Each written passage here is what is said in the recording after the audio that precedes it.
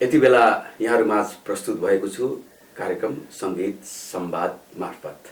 सङ्गीत संवाद यानि सङ्गीतसँग सम्बन्धित संवाद, कुराकानी, भलाकुसारी। सङ्गीत जगतमा योगदान पुर्याउनु हुने तर चर्चा नचाहने, चर्चाभन्दा बाहिर रहेका, अर्थात्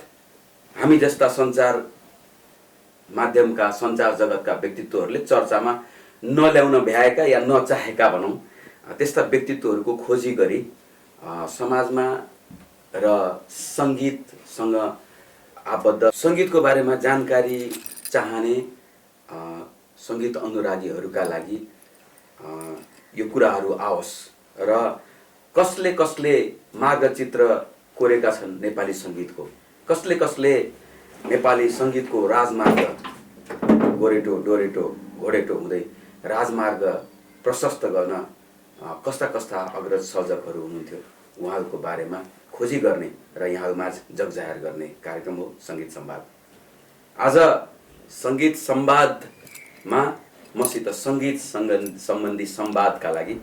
मैले एकजना त्यस्ता व्यक्तित्व जसले नेपाली लोक सङ्गीतको लागि अहोरात्र खटेर आफ्नो श्रम, पसिना, आफ्नो समय, आफ्नो उमेर, जवानी सबै भनौँ न लाई पछाडि लगाउँदै आज एउटा विशिष्ट स्थानमा हुनुहुन्छ। धेरै कुरा नगरिकन पहिला उहाँको बारेमा म भन्दछु। उहाँ हुनुहुन्छ लोक दोहोरी भन्ने बित्तिकै हामी सबैलाई लाग्यो ओहो, आहा, एहे, ओहो है इत्यादि। लोक दोहोरीलाई एउटा सङ्गीत साँझ मार्फत एउटा व्यावसायिक रूप दिने, जानेर, सोचेर या नसोचेर सुरुवात गर्ने व्यक्तित्व हुनुहुन्छ उहाँ। लोकप्रिय गायिका, कर्णप्रिय स्वरकी धनी र अत्यन्तै ऊर्जाशील अनि सकारात्मक व्यक्तित्व र हँसिली, सदा हँसिली व्यक्तित्व देवी हमाल। नमस्कार, यहाँलाई कार्यक्रममा स्वागत। धन्यवाद धन्यवाद। खाजा खानुभयो? एकदम खाइसकेँ। सबैले सन्चै हुनुहुन्छ भन्छन्, सन्चै नभए त यहाँ भेटै हुँदैन, घरमा बसेर आराम गरिरहेको हुन्छन्। त्यही भएर मैले खाजा खानुभयो, होइन भने म व्यवस्था गर्छु।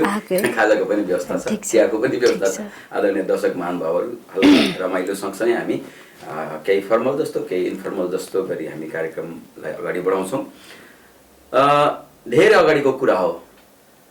वन्स अपन अ टाइम भन्छ क्या अरे इङ्ग्लिसमा, होइन? उहाँ सानै हुनुहुन्थ्यो, फुच्ची हुनुहुन्थ्यो, सम्भवतः 15 वर्ष कि खै अब त्यो वर्षतिर नजाउँ, कति थिएँ नजाउँ, अहिले पनि धेरै हुनु भएको छैन। उहाँले एउटा काठमाडौँ आउनुभयो, एउटा उहाँलाई सोच आयो सङ्गीतमा केही गरौँ भन्दै उहाँ जुरमुरा आउनुभयो र फ्याक्ट सोच आयो। अनि लोकदोहोरी हाम्रो माटोको सुगन्ध, माटोबाट आउने सुगन्धात्मक संस्कृतिलाई आधारित भएको एउटा सङ्गीत आधारित गरेको, त्यसमा रहेको सङ्गीत लोक दोहोरी अत्यन्तै सबैलाई मनपर्ने र मनका कुरा सजिलै अभिव्यक्त गर्ने माध्यम पनि हो लोकदोहोरी। लोकदोहोरीलाई सबैको सहज बनाम, सबैको पहुँचको बनाम, अनि चाहेको बेलामा फ्याट्ट गएर सुन्न पाइन, अरू बेला त पाइँदैन, होइन? एउटा त्यो दोहोरी माहौल, चौतारोमा बसेर अब समय हामी सहरमा बसिरहँदा त्यो माहौल नमिल्ला भनेर उहाँलाई कहाँबाट फ्याट्ट सोच आयो, होइन? मैले यस्तै बुझेको, जानेको। र पुकार होटल सुन्धाराका साउजीसँग यहाँको भेट भयो, हजुर, होइन? मुक्ति गुरुङ सर, मुक्ति गुरुङ सरलाई यहाँले प्रस्ताव राख्नुभयो लोकदोहोरी साँझको रूपमा सञ्चालन गरौँ, लोकदोहोरीलाई व्यावसायिक मोड दिउँ भनेर। कति सालमा यो? यो त्यस्तै 54-55 को बिचमा हो। दाई मुक्ति गुरुङ चाहिँ कहाँ हुनुहुन्छ, कहाँबाट हेरिराख्नु भएको छ तपाईँले मलाई? तपाईँलाई एकदम नमस्कार छ है। आज यहाँसम्म आइराख्न र जुन तरिकाले एउटा दोहोरीको माहौल, गाउँको ठेट दोहोरीलाई ल्याएर सहरमा चाहिँ भिजाउन र विश्वव्यापी भिजाउनको लागि चाहिँ सायद हजुरले दिएको त्यो एउटा होटलको रुमले नै आज यत्रो चाहिँ एउटा महासागर एउटा यत्रो ठुलो बाढी आएको छ र हाम्रो संस्कृति जोगाइराख्न पाएका छौँ। कलाकारहरू जन्मिने एउटा ठुलो चाहिँ प्लेटफर्म सिर्जना भयो। यो पनि त्यही के भन्छ नि थप्पा थप्पाले समुद्र भने चाहिँ आज समुद्र भएको छ। यो चाहिँ यो योगदान हजुरलाई पनि जान्छ दाइ, किनभने हजुरले हामीलाई त्यो रुम दिनु हुँदैन थियो भने हाम्रो कला हाम्रो इच्छा जाँगर सायद मर्थ्यो होला। हामीसँग अरू मान्छे त्यति धेरै चिनजान उलमेल थिएन, त्यही भएर चाहिँ हामीले अन्त चाहिँ वे खोज्न सक्थेनौँ होला। तर नितान्त मेरो भिजन चाहिँ कस्तो टाइपको भने मलाई सानैदेखि र पहिल्यैदेखि चाहिँ मेरो आफ्नो सोचाइ कस्तो भने मैले सबैले गरेको काम त सबैले गरिरहेछ नि, कसैले नगरेको काम गर्न पाइयो भने बल्ल काम गरेको मजा आउँछ, छुट्टै एउटा हुन्छ। त्यही हिसाबले चाहिँ मैले गाउँघरमा नि दोहोरी खेलेको देखि नै रहेको थियौँ। पिँढीमा बसेर वल्लो पिँढी र पल्लो पिँढी बसेर एक ग्रुप केटा एक ग्रुप केटी बसेर चाहिँ दोहोरी गाइन्थ्यो होइन। अनि आज त्यही दोहोरीलाई ल्याएर सहरमा पस्किन पाउँदा होइन त्यसले एउटा कलाकारलाई एउटा ठुलो बाटो पनि देखायो, कलाकारलाई एउटा ठुलो प्लेटफर्म बनायो। त्यसमा जान्दै नजानेका मान्छेले पनि आएर सुन्दै गाउन सके। अनि त्यसैले भनौँ न बस्ने बाँस गाँस कपासको सबै चाहिँ व्यवस्था चाहिँ एउटा दोहोरी साँझले मिलाएको हो। यो कुरो साँच्चै भन्ने भने हामी दोहोरी साँझका कलाकारहरू जतिजना पनि हामी यो क्षेत्रमा फिल्डमा छौँ, हामीले जतिले पनि के अरे दोहोरी साँझमा काम गरेर यहाँसम्म आइपुग्यौँ, हामी कसैले पनि बिर्सिनु हुँदैन कि हामी हिजो कुन ठाउँबाट आएको, हाम्रो पृष्ठभूमि के हो र हामीले केलाई चाहिँ अँगालाउँदै आएका छौँ भन्ने कुरा चाहिँ सबैले ममा भनेर छातीमा हात राख्नुहोस् मेरो अनुरोध छ। किनभने हामी भोलि आउने पुस्तालाई पनि त हामीले देखाउनु पर्छ नि होइन र। त्यो फल खाँदै बोट बिर्सिँदै गइयो भने एक दिन त लोकदोहोरी हराउँछ। आज जो व्यक्तिहरू एउटा लोकदोहोरी गाएर होइन यो स्थान प्राप्त गर्नुभएको छ, यहाँ यही दोहोरी साँझले नै साँच्चै भने नि एभ्रिथिङ प्राप्त गर्नुभएको छ। तर यसैलाई नबिर्सिनु होला मेरो चाहिँ अनुरोध सबैलाई। रेकर्ड राख्ने नसोचौँ, निष्काम सत्कर्म गरौँ जुन आफै रेकर्ड बन्न पुगोस्। राइट होइन हजुर, आफै रेकर्ड बन्न पुगोस्। एकदमै एकदम त्यस्तै व्यक्तित्व हुनुहुन्छ आदरणीय देवी हमाल। उहाँले चाहिँ त्यति बेला रेकर्ड राख्छु, म यस्तो गर्छु, मेरो नाम होस्, मेरो सबैले नाम लिउन्, म होइन मेरो वाहवाही होस् होइन जय जय होस् भनेर सोच्नु भएन। उहाँले खालि निष्काम कर्म गर्नुभयो, राम्रो काम गर्छु, लोकदोहोरीका लागि म केही आफ्नो तर्फबाट योगदान पुर्याउँछु भनेर त्यो भावनाले अभिप्रेरित भएर काम थाल्नुभयो, जुन आज रेकर्ड बन्न पुग्यो होइन। लगभग 40 जना एउटा दोहोरीमा मोटामोटी एभरेजमा काम गर्नेहरू कर्म गर्नेहरू हुनुहुन्छ र एकजनाको आधार एकजनाको आश्रित लगभग कम्तीमा पनि 3-4 जना परिवार हुनुहुन्छ उहाँबाट। भनेपछि संसारभरिमा कतिवटा अहिले चाहिँ दोहोरी छन् होइन। भनेपछि त लाखौं करोडौंले चाहिँ अहिले एउटा चाहिँ लोकदोहोरी एउटा नेपाली मौलिक संस्कृतिमय संगीतबाट जीविकोपार्जन एकदम यो कुरा धन्यवाद बधाई शुभकामना। धन्यवाद। सरस्वती माता नाट्येश्वरीको कृपा आज भइराखोस्। हुटुटी चल्यो गीत गाउने सानैमा एकदमै र रेडियो नेपालमा फुलबा के रे चौतारी कार्यक्रम पाण्डव सुनुवारले दाजुले होइन उहाँ आज हामी माझ हुनुहुन्न, अजर अमर स्रष्टा आदरणीय पाण्डव सुनुवार, स्वर्गीय पाण्डव सुनुवार ज्यूले सञ्चालन गर्नुहुन्थ्यो। बडो रमाइलो लाग्थ्यो। हामी चौतारीमा भएको महसुस गर्थ्यौँ, रातिमा सुनेर आउँथ्यौँ, सुन्थ्यौँ, तर हामीलाई लाग्थ्यो चौतारीमा छौँ कतै होइन। त्यसमा चाहिँ यहाँ पनि पुगेर त्यहाँ गाउनु भयो। त्यहाँबाट यहाँको सुरुवात भयो संगीत यात्रा चाहिँ। संगीत यात्रा चाहिँ यहाँ त्यहाँबाट सुरु भयो। तर अगाडि सुरु गर्नुभयो दोहोरी चौतारी प्रोग्राम भन्दा अगाडि चाहिँ होइन, त्यसपछि नै हो। यो चाहिँ कतितिर 15तिरको होला चौतारी प्रोग्राम त मलाई लाग्छ। अनि हामी रेडियो सुन्थ्यौँ के गाउँमा। अनि हाम्रो बुवा फेरि आफैमा वाद्यवादक पनि होइन। अनि के अरे नचरी नाच्ने केटी भनेर केही नचरी यता के लाएर नाचिन्थ्यो होइन पहिला चाहिँ पुर्सुङ्गे भन्थे यस्तै केटा मान्छे हैन यो चाहिँ आदरणीय हाम्रा संगीत अनुरागी भाइ बहिनीहरू हुनुहुन्छ भने या पाकाहरू हुनुहुन्छ भने पनि यो जान्न जरुरी छ किनभने हाम्रा मौलिक संस्कृतिहरू लोप हुने क्रममा छन् आजकल त्यो चलन छैन तर पहिला पहिला पुर्सुङ्गे भनिन्थ्यो के केटा मान्छेलाई बाहिर त्यति सहज थिएन बाहिर हैन दुनिया जगतमा गीत गाउँदै हिँड्न अलिकति गाह्रै थियो त्यस अर्थमा पनि यहाँलाई सलाम छ यहाँको त्यो हिम्मत त्यो बेलामा हैन गीत गाउँदै हैन प्लस लोकदोही साहस खोल्न सक्नु भने त ठुलो चान्चुने साहसको आँटको कुरा थियो हैन छ मैले अहिले थाहा पाएँ पहिला त मलाई त्यस्तो लाग्दैन थियो तर पनि मैले जोड दिए पुर्सुङ्गे भनेको चाहिँ केटा मान्छेले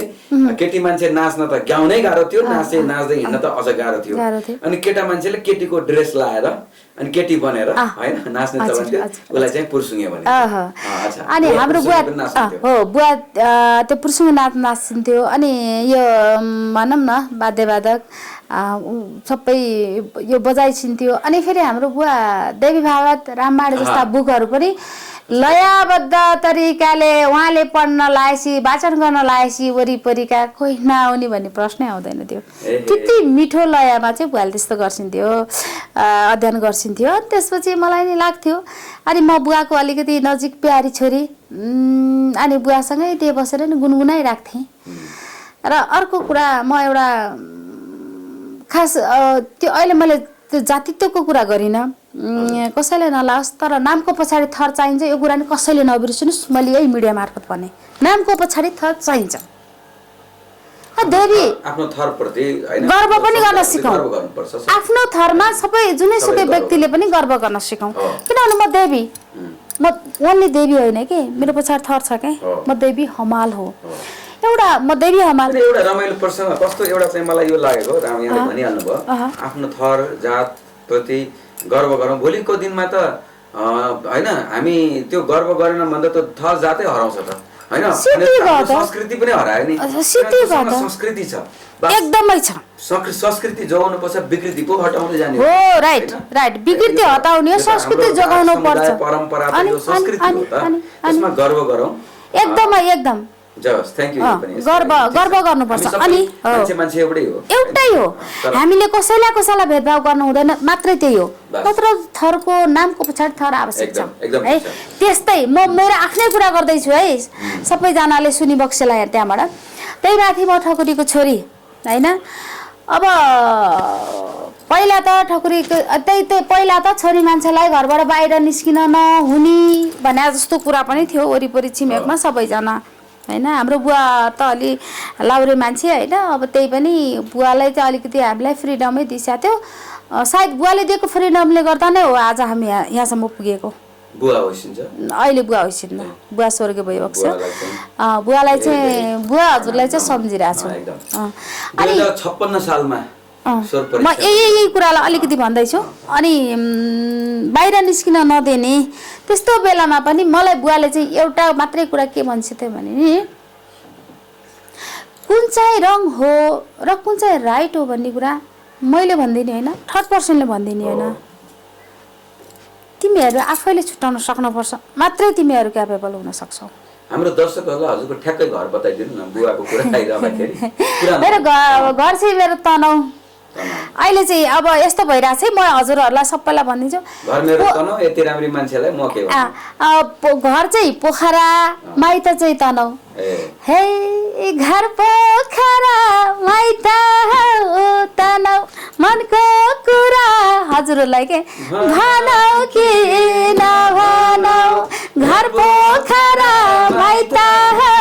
तनौ मनको कुरा भनौ कि नभनौ मनको कुरा भनौ कि नभनौ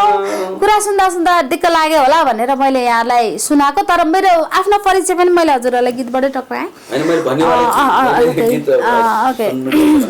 अनि त्यस्तै गर्दै गर्दै अनि म यो काठमाडौँ आउने सिलसिलामा अनि बुवाले चाहिँ मलाई रङ र राइट आफूले छुट्याउनुहोस् त्यसो भएपछि सजिलो हुन्छ भनेर बुवाले भनिसकेको थियो अनि त्यही सिलसिलामा काठमाडौँ आएँ यो चौतारी प्रोग्रामकै कुरा अघि गर्दै थिएँ मैले रेडियोमा सुनिन्थ्यो होइन आहा कति मजाले के साँच्चीकै सुस्ताएर पुरा त्यो हावा आइरहेको चौतारीमा गएर मान्छे बसे जस्तो गरेर मजाले त्यो गाइराख्दाखेरि त म कहिले जाने होला चौतारीमा र मैले कहिले गएर गाउने होला भन्ने चाहिँ मलाई हुटुटी थियो त्यो पनि मेरो त्यो मनको इच्छा त्यसपछि त्यो चौतारीले अलिकति तपाईलाई इन्स्पायर गर्यो एकदम एकदम त्यही गगम संगीतमै लागौं भनेर अनि स्वर परीक्षा दिन कुद्नु भयो 2056 सालमा हजुर नेपालमा हजुर हजुर हजुर स्वर परीक्षा पास गर्नुभयो हजुर अनि पहिलो गीत रेकर्ड कति सालमा गर्नुभयो पहिलो गीत रेकर्ड भन्दा नि अब रेडियो नेपालमा त मेरो भोइस टेस्ट पास हुनभन्दा अगाडि नै मैले गाएको छु थुप्रै त्यो उहरू गाउन पाइन्थ्यो मजाले गाएँ नि तर त्यहाँ आउने नाम चाहिँ फलाना र जुन व्यक्तिको भोइस टेस्ट पास भएको छ त्यही व्यक्तिको नाम र अरू साथीहरू भनेर आउने गर्थ्यो अनि मैले 2056 सालमा चाहिँ रेडियो नेपालमा भोइस टेस्ट पास गरेँ त्योभन्दा न अगाडि नै मैले यो दोहोरी साज सुरुवात गर्ने अवसर पाएँ एउटा भनौँ न एउटा भिजन आफ्नो नितान्त आफ्नो भिजन ल्याएर पस्किने ठाउँ पाएँ हो त्यो प्रतिबाट आफैले गर्व पनि गरेको छु घरिघरि किनभने यो त सानो रहेनछ एउटा महासागर एउटा ठुलो प्लेटफर्म पो भएछ हो त्यो हिसाबले चाहिँ अलि आफूलाई पनि आहा भने जस्तो चाहिँ लाग्छ अहिले थुप्रै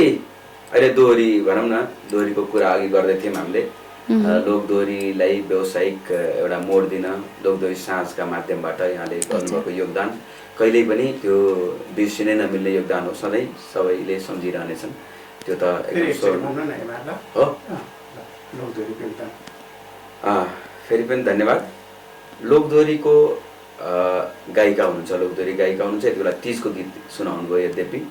र लोकदोहोरीको प्रसङ्गमा चाहिँ भन्नै पर्ने कुरा के छ भने यहाँको ठुलो योगदान छ जुन योगदान मेटेर पनि मेटिँदैन बिर्सिँदैन बिर्सनु हुँदैन पक्कै पनि जसले लोकदोहोरीलाई एउटा दोहोरी साँझ मार्फत व्यावसायिक बनाउने एउटा चाहिँ मार्ग कोर्नुभयो चित्र कोर्नुभयो र त्यसैलाई सबैले पछ्याउँदै गए र आज यति धेरै फैलिएको छ र मर्यादित पनि भएको छ यति बेला चाहिँ र सबैले लोकदोहोरी साँझ भनेपछि चाहिँ मैले भनौँ न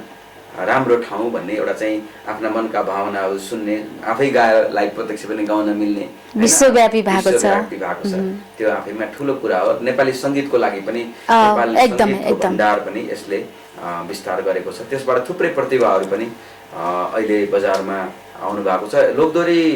यति मात्रै होइन हजुर त लोकदोहोरीलाई व्यावसायिक होइन लोकदोहोरी साँझ भनेको त अहिले त सङ्गीतको पाठशाला जस्तो भएको छ एकदमै धेरैले त्यहाँबाट सिक्नु भएको छ होइन म जस्तो म आफै लोक स्टार होइन लोक स्टार हिमालय लोक स्टारमा सङ्गीत निर्देशक सङ्गीत कोच प्लस होइन एउटा मेन्टरको रूपमा काम गरिसकेको थुप्रै भाइ बहिनीहरू मैले त्यहाँ उनीहरूलाई सिकाउने मौका पाएँ अनि उहाँहरूको देख्दाखेरि सबै लगभग लोकदोहोरी होइन रेस्टुरेन्टबाट साँझबाट आउनु भएका भाइ बहिनीहरू धेरै हुनुहुन्छ होइन अहिले प्रसङ्ग कुरा गर्दा भर्खरै आफ्नो पनि प्रचार गरिहालौँ होइन भाडा बजाउने गीत आएको छ होइन त्यसमा मैले गाएको छु मैले र दीपिका बयाम्बु भन्ने अहिले लोकप्रिय गायिका होइन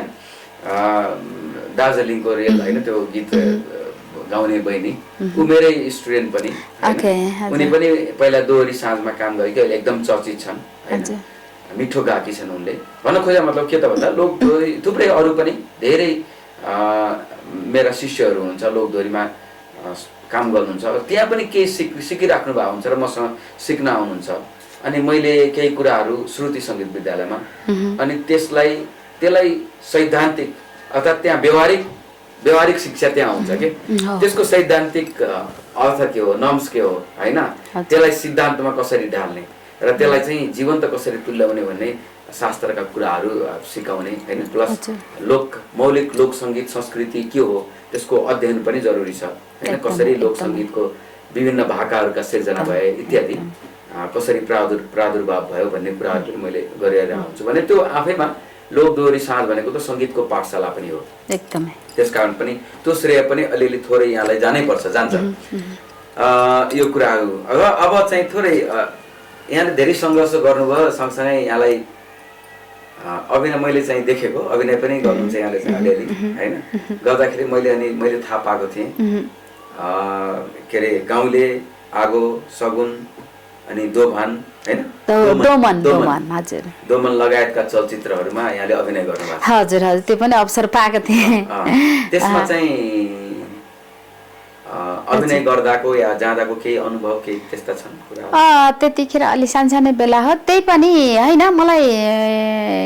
सबै कुरा यो कुरा कस्तो छ यो के हो भनेर कल्तौता हुनुभन्दा त्यो कुरामा आफै गएर भिजेर बुझ्न पाइयो भने सजिलो होइन त्यो हिसाबले चाहिँ म आगो फिल्ममा काम गर्ने अवसर पाएँ पहिला गाउँले गर्नुभयो गाउँलेमा हैन हो गाउँलेमा गरेँ त्यसपछि आगो नारायणपुरी दाइको आगोमा त्यस्तै गरेर 3-4 वटा फिल्ममा चाहिँ मैले काम गर्ने अवसर पनि पाएँ मलाई राम्रो लाग्यो डायलगहरू धेरै छन् मेरो गाउँले फिल्ममा हाम्रो राज दाई हुनुहुन्थ्यो त्यसमा चाहिँ हिरो राय समाल दादा अनि धेरै जस्तोले मलाई चाहिँ राय समालको बहिनी आएर राय समालको बहिनी आयो भनेर जिस्काउने गर्नुहुन्थ्यो त्यसपछि यहाँले चाहिँ निरन्तरता दिनु भएन अभिनयलाई 4 वटा जति फिल्ममा चाहिँ काम गर्ने अवसर पाएँ अनि त्यसपछि म यो गायनतिर मात्रै नै प्रायोरिटी दिएँ त्यही भएर सास किन बन्द गर्नुभयो हैन दोहोरी सास त म आफ्नो तरिकाले चाहिँ म अरू आफ्नै कामले विभिन्न कामले गर्दा चाहिँ अलिकति ब्याक भएँ र दोहोरी साँझ बन्द भएको छैन दोहोरी साँझ विश्वव्यापी भएको छ र अधिकांश गायिकाले चाहिँ त्यहाँबाट त्यो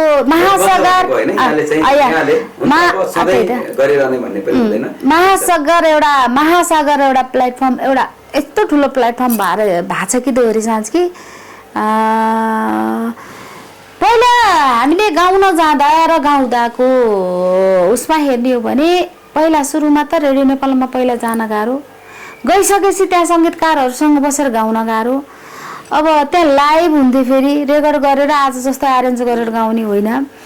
अनि सिक्ने ठाउँै थिएन त्यहाँ त सिक्ने ठाउँ मिल्यो के त्यहाँ त सिक्दै पनि छन् जान्दै पनि छन् बुझ्दै पनि छन् अनि आफूलाई एउटा रोजीरोटीदेखि लिएर कला सबै चाहिँ गर्ने चाहिँ एउटा ठुलो चाहिँ एउटा प्लेटफर्म बनाएको छ नाम अलिकति म तन्काइदिम है छोटो भएका देवी हमाल अधिकारी हैन हजुर अधिकार लिन अधिकारी सदा हजुर यो गाह्रो भएन त्यो बेलामा इन्टरकास्ट त्यो बेला धेरै गाह्रो भयो हाम्रो बुवाले एक्सेप्ट गर्छेन तपाई क्षेत्री ब्राह्मणसँग नै हामी ठकुरी ठकुरी हजुर हामी ठकुरी उहाँ चाहिँ बाहुन अनि कहाँ बाहुनसँग बिहा हुन्छ ठकुरीको छोरी भनेर बुवाले दिनु भएन राजा हैन राजा यस्तै के अब हाम्रो बुवाहरू चाहिँ पहिला चौतारे राजा के राजाहरूको नाति प्लाती के हाम्रो बुवाहरू अनि त्यही हिसाबले चाहिँ अघि नै हामीले कुरा गरिसक्यौं हैन सबै हामी मानव जाति सबै वसुधैव कुटुम्बकम हामी सबै आफन्त हौं एकदम सबैमा प्रेम भाव हुनुपर्छ एकदमै ठीक छ यहाँको अधिकारी जीवसँगको अधिकारमय जीवन एकदम प्रेममय बितोस् धन्यवाद राम्रो छ सुपुत्र पनि एकदमै खाइ लाग्दा छन् हैन छोरी पनि इमानदार छन् त्यही नै हुन् तिनै त्यो संस्कार सबभन्दा ठुलो कुरा संस्कार हो हामीले संस्कार सिकाउनु हाँस्न आउँछ हजुरलाई अलिअलि हाँस्दै रुनुहुन्छ हैन कहिले काहीँ पर्छ त्यस्तो मैले हजुरलाई मैले अलिअलि म थोरै साइकोलोजी पनि बुझ्छु मैले हजुर यस्तो मजाले हाँस्नुहुन्छ त्यो हाँस्दै पनि रुनुहुन्छ कहिले आँसुभित्र आँसु लुकाएर हाँस्नुहुन्छ हैन कहिले त्यो पर्न जान्छ किनभने यो मेरो साँच्चीकै यो बाहिर जति देख्नुहुन्छ नि त्यति डर म छैन भित्र यस मानेमा छैन कि म असाध्यै छिटो भावुक छु साँच्ची भन्यो भने म एउटा समाजसेवी पनि हुँ हैन अनि एउटा अभियन्ता पनि हुँ हैन तर म हाम्रो समाज सेवामा चाहिँ जुन तरिकाको अहिले विकृति भन्छ है फेरि त्यसलाई म एउटा बिस्कुट किनेर एउटा हातले दिँदै यता फोटो खिचेर हाल्ने होइन कि हाम्रो म के भनी बक्सिन्छ भने अझै पनि मुखबाट खाएर कुखबाट निकाल्ने हुन्छ अरे म आफूले जति सकेको समाजसेवा मैले गर्न पाउँछु तर हाम्रो उहाँको भनाइअनुसारबाट फोटो खिच्न पाइँदैन यति यस्तो गरे उस्तो गरे किन भन्ने देख्ने छुट्याउनु त हुँदै हुनुहुन्छ त माथि श्रद्धेय हाम्रो आमाले पनि भन्नुहुन्थ्यो एउटा हातले पिताजी स्वामीजी हैन एउटा हातले दिइरहँदाखेरि तिमी दिइरहेछौ भने अर्को हातलाई पनि थाहा नहोस् तिमीले एकदमै हो राइट त्यो भयो भने अहम आउँछ घमण्ड आउँछ हैन दान भनेको त गोप्य दान नै राम्रो हुन्छ एकदम तर कतिपय सन्दर्भमा अहिलेको अवस्थामा प्रेरणा दिनका लागि त हुन्छ तर त्यो अघि भने चाहिँ चाउचाउ दिएर फोटो खिच्ने पुरा फोटोका लागि काम अघि मैले हाम्रो कुरा भयो कर्म गर्दै जाने हैन कर्मण्यवाधिकारस्ते मा फलेषु कदाचन कर्म गर्ने फलको आश नगर एकदमै फल त फलिहाल्छ नै हैन भगवान रोपिसकेपछि फल्न बाध्य हुन्छ एक दिन त्यही त कृष्णजी हुनुहुन्छ अनि दिने भगवान श्री कृष्ण बडो मिठो एकचोटि हाँस्नु त कस्तो हाँस्नु छ हाँसो आउनु पर्छ नि त्यतिकै हाँसो त के हुन्छ त्यतिकै आउँदैन अट्टा हाँस हा हा हा गरेर आउँदैन हा त गर्न आउँछ नि आउँछ मुस्काउनु ठुलो हैन सबभन्दा आफैमा मुस्काउनु राम्रो हाँसो गम्भीर हाँसो मानिन्छ महिलालाई त्यही सुहाउँछ हा गर्नुभन्दा रुन आउँछ अहिले रुन सक्नुहुन्छ चाहे भने सकिन्छ हजुर अभिनेता पनि भने अब मैले एकदम चाहे भने सक्छु जुन तरिकाको मैले एउटा मौलिक तीजको गीत गरेँ त्यो गीत जुन तरिकाले मैले बनाउँदै थिएँ रुँदै थिएँ तर मलाई लाग्छ हाम्रो दर्शक श्रोताले पनि त्यो गीत सुनिसकेपछि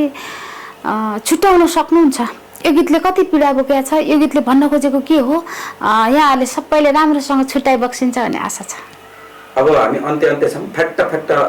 हैन फ्याट्ट यो सेगमेन्टमा आउँ न फ्याट्ट भन्दै हैन जिन्दगी के हो जिन्दगी साँच्चै जिन्दगी मैले आफूले जिन्दगी हेर्दा त यो जिन्दगी एउटा फ्याट्टै एक रमाइलो ठीक छ श्रीमान साथी छोरा मुटु धड्कन छोरी नौ छोरी छैन छोरा मात्रै छोरी नभए पनि छोरी प्यारी असाध्यै प्यारी ज्ञानी गुणी अनि संगीत के हो संगीत साधना हो संगीत गहिराई हो संगीत बुझ्दै जति बुझ्यो उति गहिरो जति बुझ्यो उति गहिरो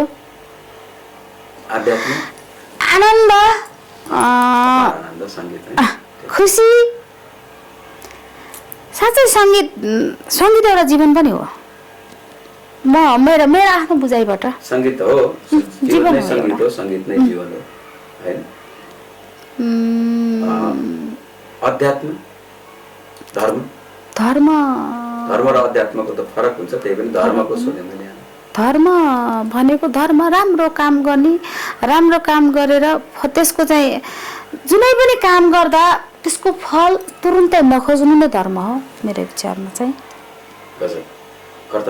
कर्तव्य गर्दै जाने यसको फल मैले भोलि पाइहाल्नु पर्छ र पाउनु पर्छ भन्ने त्यतातिर नजाने जस मैले गर्नुपर्ने कर्तव्यलाई निष्ठ भएर कर्तव्य गर्ने एउटा गीत सुनाइदिनु त कुन गीतको बात सुनाउ यहाँलाई मन पर्ने गीत म अस्ति भर्खर एउटा बजारमा ल्याइरहेको एउटा गीत छ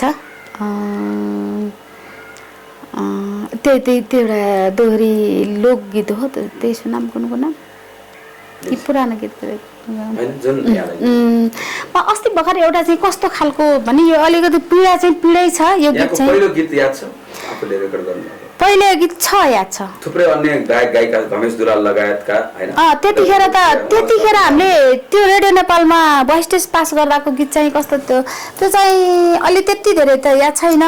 यस्तो पाराको थियो कस्तो पाराको हुन्छन् देखलिको दवाना ढल्क्यो जवाना देखलिको दवाना ढल्क्यो जवाना यो टाइपको थियो त्यो चाहिँ मैले बिर्सेँ हो थुप्रै जना थियौँ हामी त्यतिखेर त्यो गाएँ यो अहिले मैले तत्कालै चाहिँ बजारमा ल्याइरहेको एउटा चाहिँ कस्तो खालको छ भने पीडा के त्यो गीतले आफैले बोलिरहेको छ क्या त्यो चाहिँ गुनगुनाउँछु म एउटा है त सुनको थालमा भिख माग्ने भयो नेताहरू सुनको थालमा भिख माग्ने भयो नेताहरू बाध्यताले विदेशिए गाउँको केटाहरू गाउँका केटाहरू जनताको शासन चल्दै बाँकी छ जनताको शासन चल्दै बाँकी छ दलालीको राज्य सत्ता ढल्नै बाँकी छ हो ढल्नै बाँकी छ। यो केटाहरू सबैजना विदेशिएको भएर व्यङ्ग्य भन्दा नि साँच्ची नै यथार्थ भएको कुरा के। अनि अझै अर्को शब्द पनि मैले गाएँ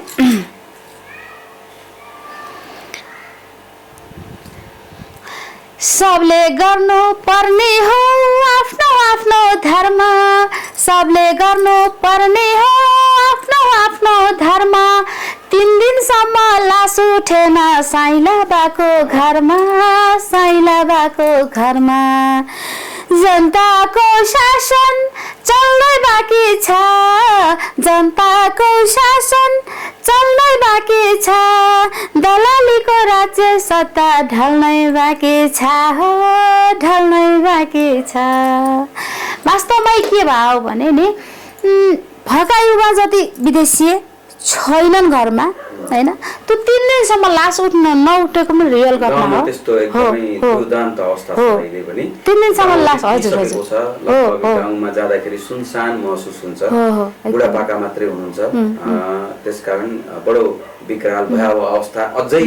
आउँदैछ। त्यसकारण त्यसका लागि रोक्न पनि हाम्रा राजनीतिक वृत्तका आदरणीय चिन्तक राजनीतिज्ञहरूले चाहिँ सोच्न पर्ने बेला आएको छ। हामी सचेत नागरिकहरू सचेत रहौं र जागरुक हौं र यस बारे हामी सबैले सोचौं देश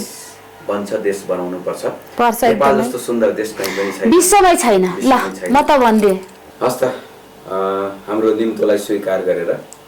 यहाँसम्म आएर आफ्ना मनका भावनाहरू राखिदिनु भएकोमा यहाँलाई धेरै धेरै धन्यवाद। आदरणीय दर्शकवृन्द यसै गरी हामीलाई समय दिँदै राख्नु होला। आजको यहाँको अमूल्य समयका लागि धेरै धेरै धन्यवाद। म तपाईहरुको आफ्नै नरहरी प्रेमी अहिले ओजेल हुन्छु फेरि भेटौँ होला। धन्यवाद हाम्रो नरहरीजीलाई पनि एकदमै हाम्रो